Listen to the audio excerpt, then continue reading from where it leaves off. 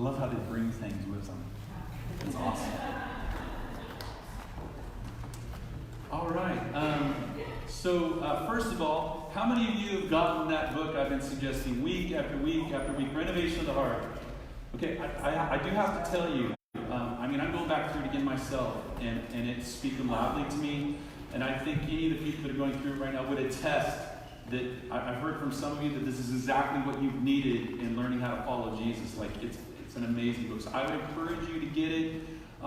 If you want me to get you the copy, I'd be more than happy to do it. Take that connection card and just draw a heart on it and put your name, and then I'll know that I'll get that book for you. And I'll give it to you for a deal, $10. It's more expensive online, but I'll give it to you for $10. But I would really love to have all of us journeying through a book through the year together, because I always ask the question, what community learned about and grew about in the same way, what might God do with that?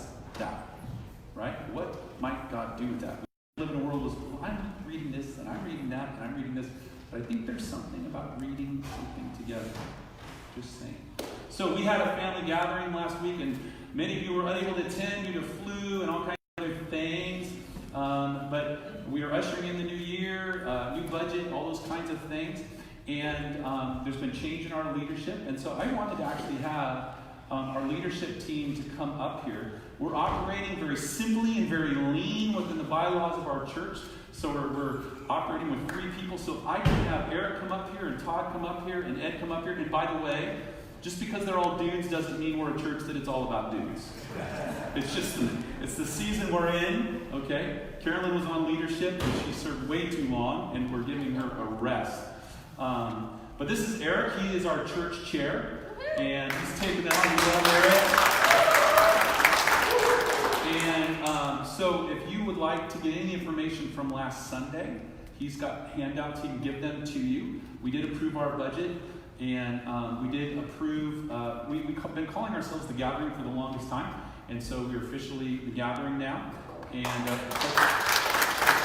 but still making checks out to Patterson Covenant Church for a while we journey through that.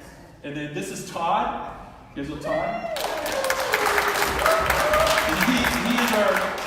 And he's officially our secretary, but we're a team. So he takes the minutes and does many other things. This guy's passionate about prayer, and I know you've been impacted by him, many of you, because he's come up to you and asked how you're going to pray for you.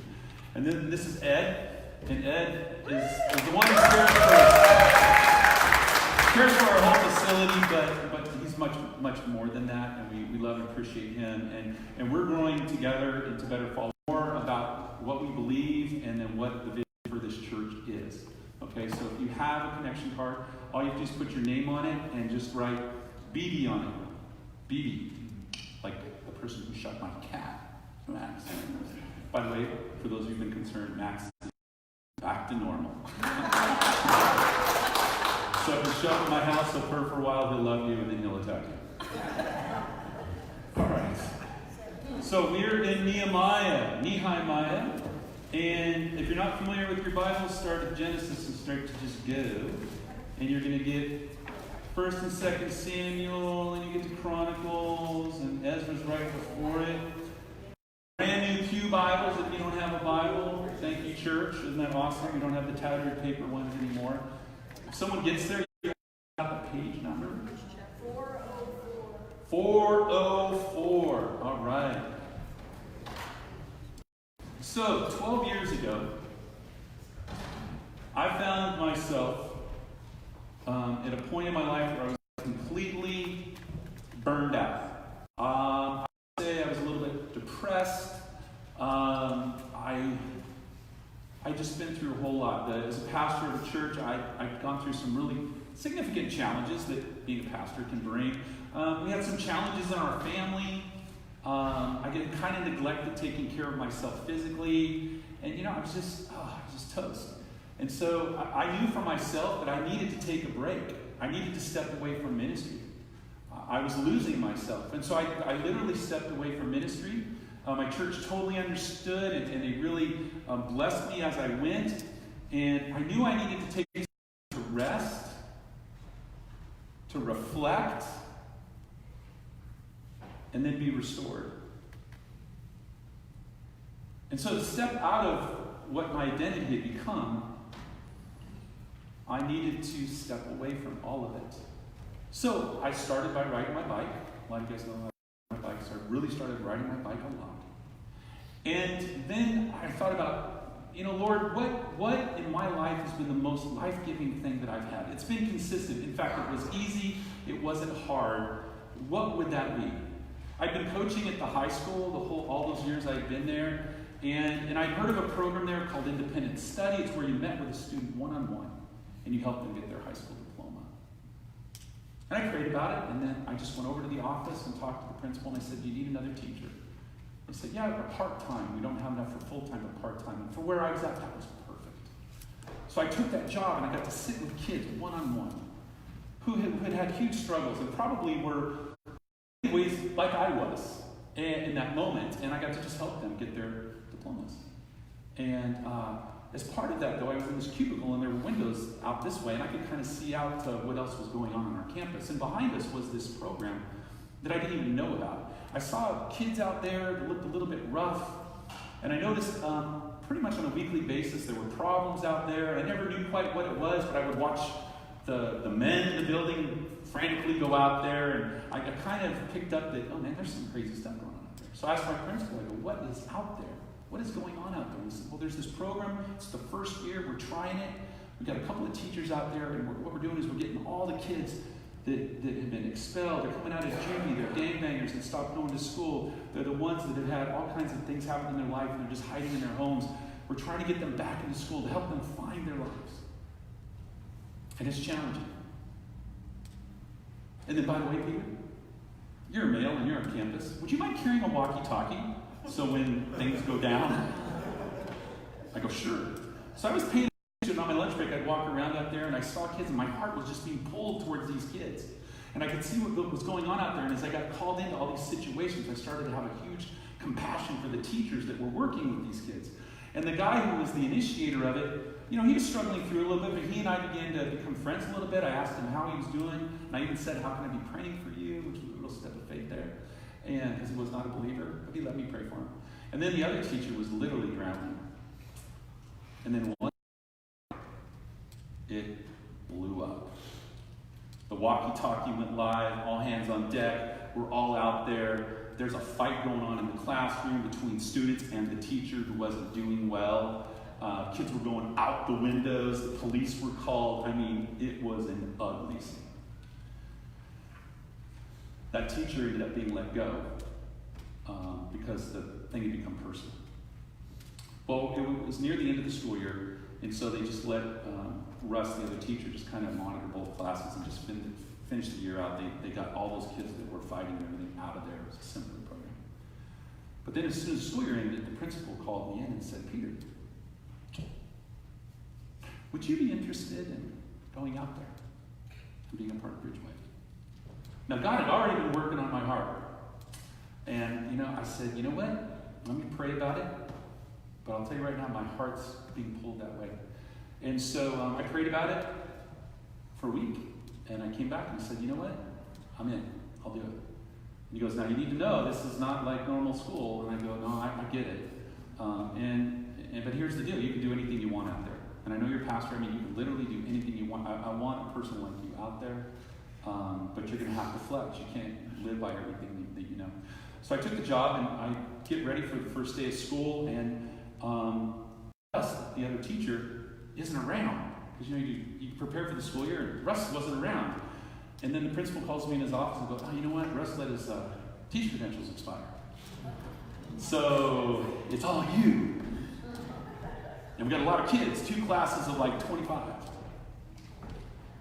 I have no idea what I got scared. And I have an extensive teaching background, but I was scared. So I remember going out there, and those first weeks were awful. I had to do this for 3 weeks while Russ got his credentials. And this is what happened. I realized when I was in there that I was going to have to let go of everything I knew about teaching. I was going to have to let go of everything I knew about teaching. And I was going to have to be open to God changing me so that I could help them. I had to be changed so that I could help them. If I was going to lead them towards restoration in their lives, I was going to have to allow some restoration in me. And I realized there's a whole bunch of things that they needed that I actually needed. I realized very quickly that if I loved them, I would be loved. If I tried to help them, if I tried to help heal their lives, my life would be healed. If I helped them find new life, I would find new life. And if I helped them discover their real identity, I would rediscover mine.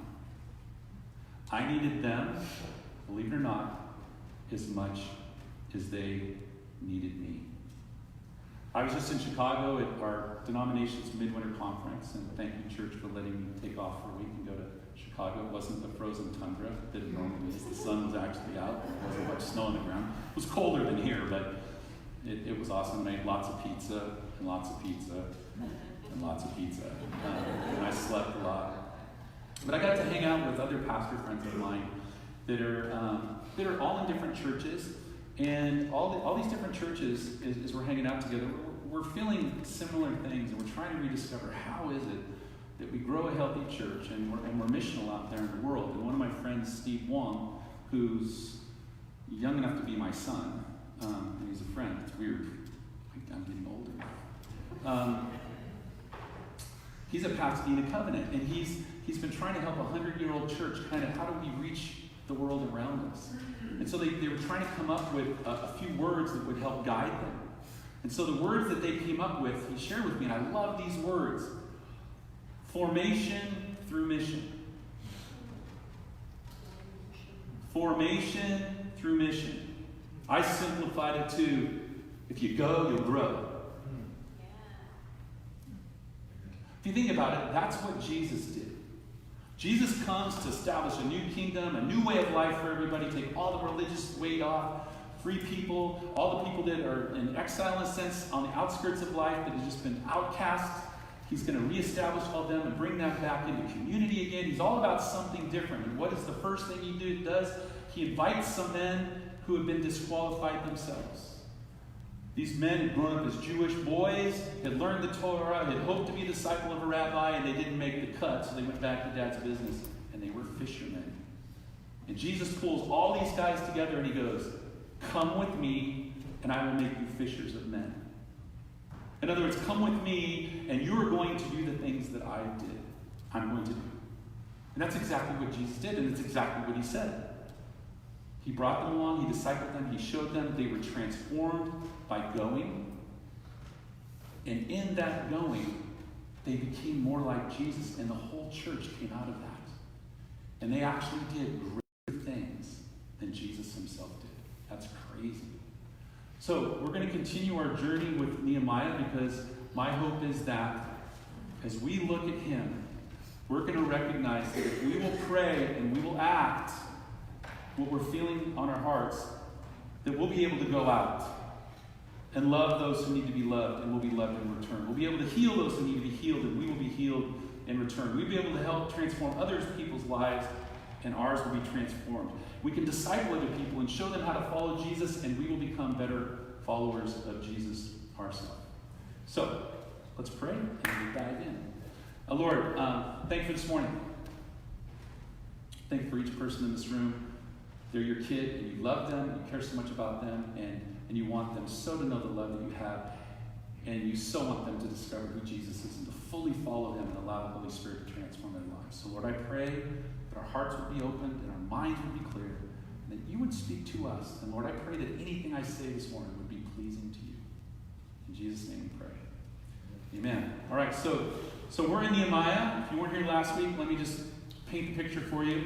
So God's people kind of strayed away from the way of life that he intended for them. And God basically, his protections pulled back. God's people, the Jews, end up having to live in exile because the temple gets torn down. Their city's culture gets messed up. The walls are actually torn down. The gates of the walls are completely burned. So the Jewish people, their idea of the presence of God, which was the temple, their way of life in the walls, has been totally destroyed. And many of them were sent into exile, into Babylon. And what ended up happening, there was a remnant left in Jerusalem, and they were scattered all throughout the region. And now, the king of Persia has basically set them free and said, you can go back home. But they've had 70 years of living a completely different life. New generations have even been born into a life apart from what a life in God would look like. And so you have this huge dynamic of exiles, of people that there's all of these obstacles in the way of them being able to come back to Jerusalem and live there in the life they used to live, which for them was the presence of God. And where we started last week, we started with this guy, Nehemiah. Nehemiah is a mature, more affluent Jewish person who had survived the exile, and he's actually the cupbearer to the king of Persia. Cupbearer, which means he tests every drink to make sure the king doesn't get poisoned, but he's actually like the chief of staff that determines who gets to the king. His brother comes and tells him, God, Ezra got the temple go back going, and we're trying to live a way of life, but it's not going well because the walls are down. The walls are down. And Nehemiah hears this, and it breaks his heart. It breaks his heart. It breaks his heart. It says in chapter 1 here that his response to this was that he mourned, and he wept, and then he fasted, and then he prayed. And I shared with you that prayer, and I've actually been using this prayer in my prayer life this whole last week. I thought, I'm going to pray this way. And before Nehemiah did anything in response to what he heard, he took the time to pray. And as he prayed, he acknowledged who God was. He acknowledged everything that he knew God to be. He pleaded that God would listen to his prayers. And he prayed 24/7, which means he was thinking about this all the time. He was thinking about this all the time. And then the craziest thing was he identified himself with his people. And so when he prayed, he didn't go, Lord, I want to pray for all of the people living in exile, all your people living in exile. I want to pray for them because their lives are so messed up and they're sinners and they need to come back to you. No, he said, forgive us. Forgive me. Forgive my family for not. So he includes himself in it. He identifies himself with it. And then he remembers God's promises about how God had done things in the past and God had promised that he would bring his people back together. And you see that narrative repeated over and over and over in the Old Testament. And then he makes the big request, give me favor with the king. And again, if you remember last week, we talked about it, how, who knows, months later, he's sitting there with the king, and the king goes, Nehemiah, you don't look really happy. And Nehemiah had been waiting, he's been praying, probably still 24/7. And the king says, dude, what's up with your heart? I've never seen you like this before. And Nehemiah, what does he do? He takes the risk, and he tells him. And the king says, well, what do you want to do? And it literally says that he prayed again, because now he's going to take another risk. And he says, I need some time to go back and help my people. And he goes, well, how much time? And the king's wife's sitting there too, if you recall. Bigger risk, a lot of time. And then the king says, what do you need? And the king gives him everything that he needs. And he goes. And that's where we pick up today. So let's dive in here. We're in chapter 2 at verse 11. I do want to say the verses just before this, we're going to get back to these guys. But because God is up to something really magnificent here, this story is incredible. There's these 3 guys. Ends up being 3, but there's 2 right now. Sanballat, the Horonite, and Tobiah, the Ammonite. They're very displeased with what's starting to happen. So here we go, verse 11. It says, so I arrived in Jerusalem 3 days later. I slipped out during the night, taking only a few others with me. And I told no one about the plans God had put in my heart for Jerusalem. So he didn't get into town and start going around and surveying everything where everybody could see him. He took a secret, quiet moment in the dark of night, and he took a few people with him, and he didn't tell anybody what God had put on his heart.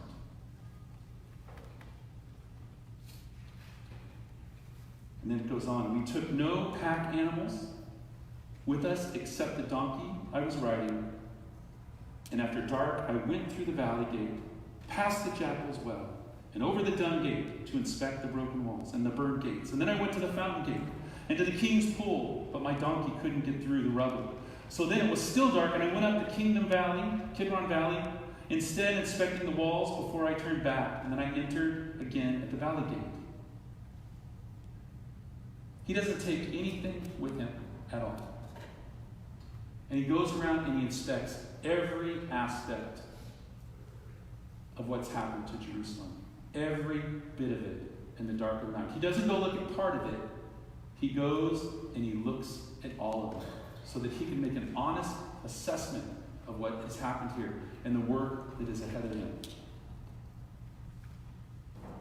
The city officials did not know that I had been out there for what I was doing, for I had not yet said anything to anyone about my plans. I had not yet spoken to the Jewish leaders, the priests, the nobles, the officials, or anyone else in the administration. But now, I said to them, so after he's examined it very carefully, he says this, you know very well what trouble we are in. Jerusalem lies in ruins and its gates have been destroyed by fire. Let us rebuild the wall of Jerusalem and end this disgrace. And then I told them about how the gracious hand of God had been on me and about my conversation with the king. So he gathers together all of the people that could help or could hinder the work that he's about to do. And he tells them the truth about their circumstances. He tells them the truth. And then he tells them that God has already provided everything we need to fix this, to right this. My translation says that he looked upon the walls as a disgrace. The Hebrew actually uses the word reproach, meaning that because these walls were in the condition that they were in, people were looking at their faith as if it was a joke. You believe in this, and you're trying to reestablish your faith and everything, but because this wall isn't here, we can have our way with you. And so they're saying awful things, they're ridiculing them, they're getting in the way of their life, disrupting it, because this symbol of this wall and these gates is not present. It's an obstacle in the way of their faith. The world's laughing at them and doesn't think the faith that they've had for generations is even real anymore. And I love the response here. Their response was, they replied at once, yes, let's rebuild the walls. So they began the good work.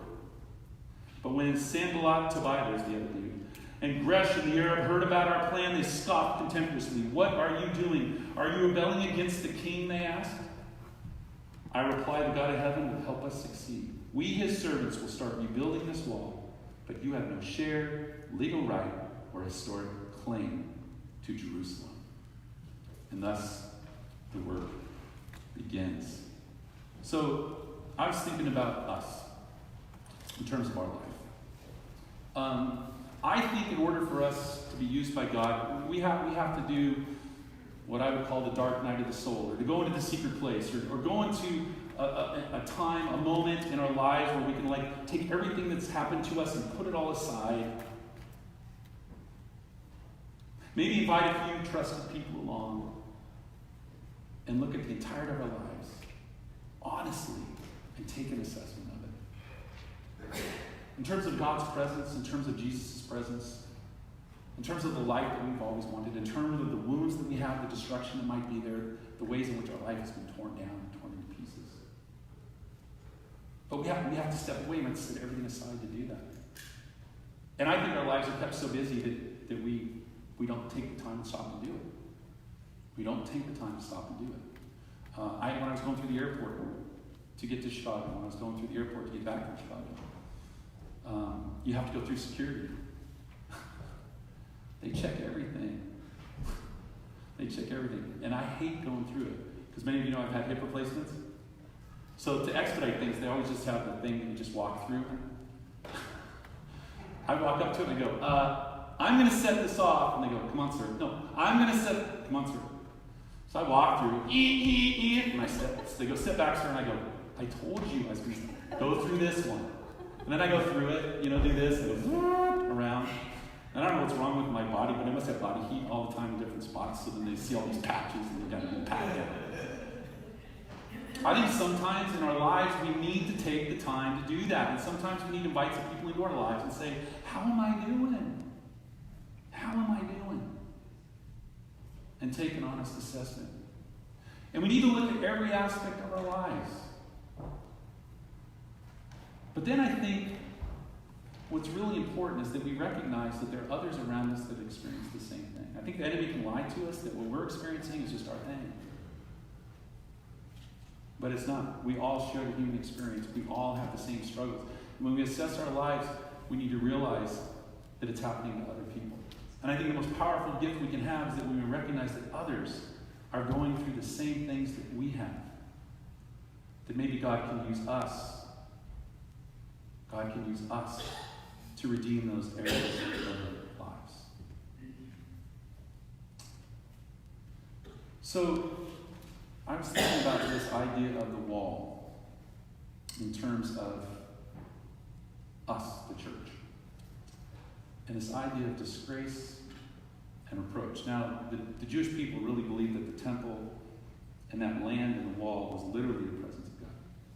But we know as followers of Jesus that Jesus is with us. The Holy Spirit's in us. And I told you before, walking around bare feet to symbolize that. Remember, we talked about that? If that's the case, it would seem to me that if Jesus is in us, people would be drawn to us. Because you read the story, people were drawn to Jesus by what he was doing, right? I think we live in a time, believe it or not, where the world looks at our faith with reproach. They look at our faith as a disgrace in a sense. They look at the church that way. All that was happening to the Jews, there was all these obstacles in the way of them getting back to God. And it was just a history of bad stuff. 70% of people living in Patterson believe in God and believe in Jesus. 23,000 people live here. I'm not a math guy, but 70% would be what? 17,000 people. There's 22 churches here in town. I'm not quite seeing it. They've given up. There's a lot of debris field in the way.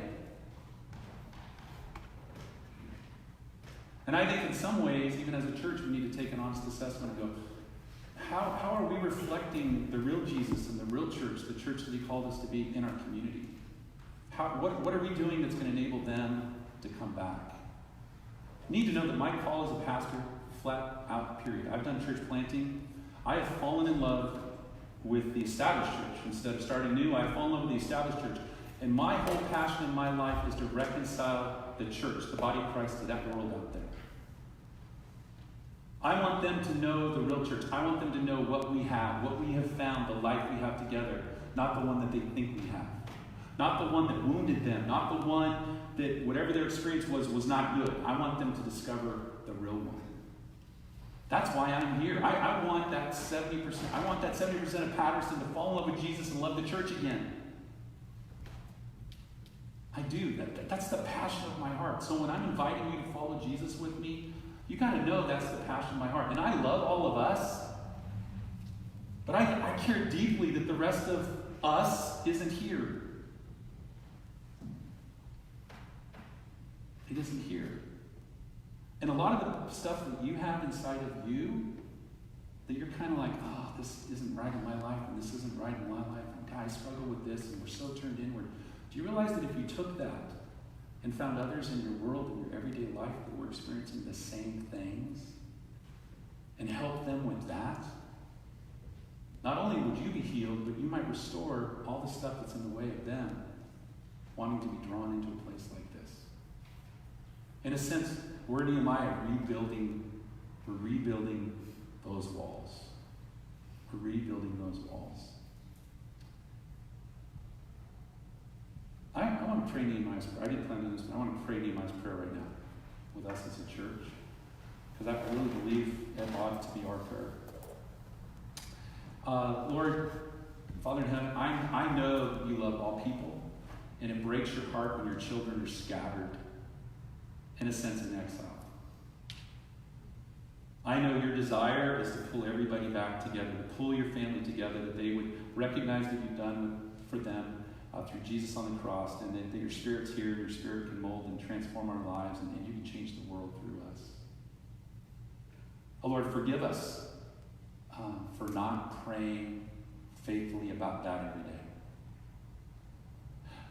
Lord, I want to ask for forgiveness for me, for us, and the way we have not been the church in Patterson that we needed to be. Forgive us for that. Forgive us for not being that church. Lord, our desire is to be that church. So I want to pray boldly, Lord. I want to pray that you would boldly work in all of our lives, and that we would begin to see that there's things in us that if we would share the things that we struggle with, be very open and transparent with the people around us and how we're seeking to fix those things, that we would be Jesus in those lives, that we would restore those lives.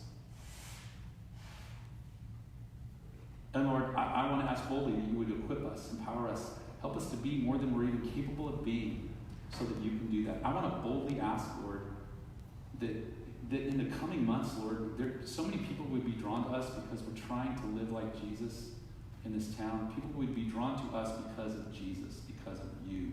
And that this place would be so full, we wouldn't know what to do.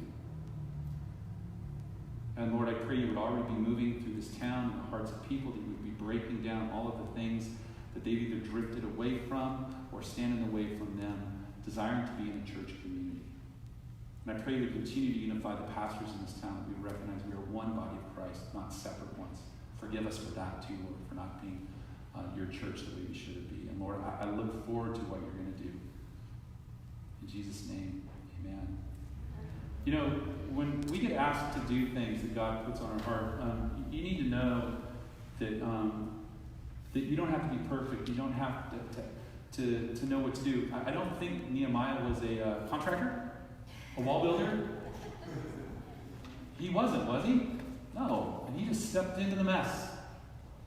Stepped into the mess. Paul says this, my grace is sufficient for you. My power is made perfect in weakness. Therefore I will boast all more gladly about my weaknesses, so Christ's power may rest on me. In other words, go do it. And in your weakness, and in the ways that you don't even think you're capable, in your woundedness, God can use you to reach our world, to reach this town. Henri Nouwen, a great author of mine that I love to read, wrote a book called Wounded Healer, and he said this: the main question is not how we can hide our wounds, but how we can put our woundedness into the service of others. So, what's your greatest burden in your heart that you see in your life, in the world around you? Take the time this week to identify it, pray about it, take a risk, and then step into it, into action, and see what God does. It's in the laying down our life for the sake of others that we find ours. So as I always do, I'm going to ask you, what did you hear this morning? What did God speak to you? What did God put on your heart for you? And what do you think he might be asking of you to do with that?